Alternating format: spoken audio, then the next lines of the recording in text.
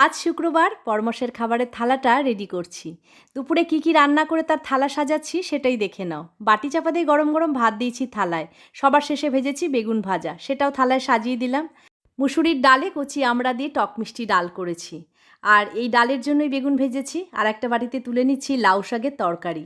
বেগুন, আলু আর বড়ি দিয়ে রান্না করেছি। কালো জিরে, কাঁচা লঙ্কা ফোড়ন, লবণ, হলুদ, স্বাদ মতন একটু মিষ্টি, একটু আটা গুঁড়ো দিয়ে নামিয়ে নিয়েছি। ডালের বাটি আর লাউ শাকের তরকারির বাটি দুটোই থালায় সাজিয়ে দিলাম। আর একটা বাটিতে নিয়ে নিচ্ছি কাতলা মাছের ঝোল। কাঁচকলা আলু দিয়েই ঝোল করেছি।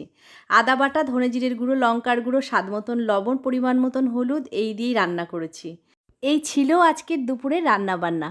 ভাতের ওপরে সবশেষে দিলাম একটা কাঁচা লঙ্কা আর ১ গ্লাস জল দিয়ে বরমশার থালাটা রেডি করলাম। এবার দিয়ে আসবো ডাইনিং টেবিলে।